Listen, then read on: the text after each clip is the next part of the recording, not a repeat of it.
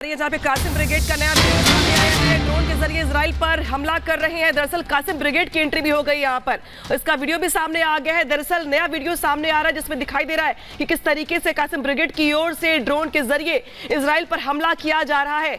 कई मोर्चों पर चुनौतियां इजराइल के सामने, और इस बीच बड़ी खबर यह कि कासिम ब्रिगेड की ओर से भी हमला किया गया है। ड्रोन के जरिए यह हमला हुआ है और अब इसका वीडियो भी सामने आ गया है। तस्वीरें आपकी टीवी स्क्रीन पर है और जिस तरीके से तस्वीरें देख रहे हैं आप, ये देखिए ड्रोन से कैसे हमला किया गया है। और अब तस्वीरें सामने आ रही हैं कि किस तरीके से कासिम ब्रिगेड की ओर से हमला किया गया है। ड्रोन हमले का ये नया वीडियो सामने आया है और इस हमले में देखिए किस तरीके से ड्रोन से हमला किया जा रहा है। और शायद इसीलिए माना जा रहा है ये कि आखिर क्यों इजराइल के सामने कई मोर्चों पर चुनौती है। चुनौती इसीलिए है कि चाहे वो ईरान हो, चाहे वो लेबनान हो, चाहे वो अब बात करें अगर, तो अब कासिम ब्रिगेड की एंट्री भी हो गई है जिसके हमले का वीडियो सामने आ गया है। देवनाथ सर देखिए अब ये वीडियो सामने आ गया है। बिग वॉल के जरिए दर्शकों को समझाइए आप कि किस तरीके से अब जो कासिम ब्रिगेड की एंट्री हुई है ये कितनी खतरनाक हो चुकी है इजराइल के लिए। देखिए ये जो ड्रोन आप देख रहे हैं ये शायद मोस्ट प्रोबेबली ईरान से इनको मिला है।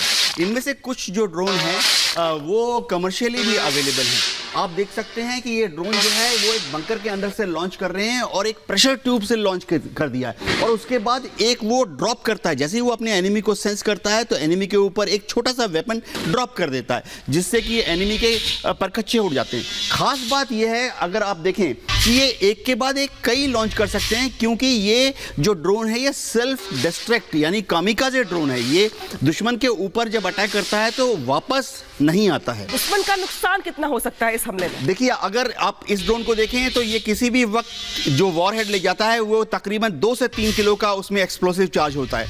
यानी एक दुश्मन के टैंक को ये नेस्तनाबूद कर सकता है या दुश्मन के एक अंडरग्राउंड बंकर को नष्ट कर सकता है। इस बीच मेरा सवाल एक ये भी था जो कि ईरान से जुड़ा हुआ था इस वीडियो से जोड़ते हुए, जैसे हम चर्चा कर रहे हैं लगातार कि इजराइल कई मोर्चों पर युद्ध लड़ रहा है।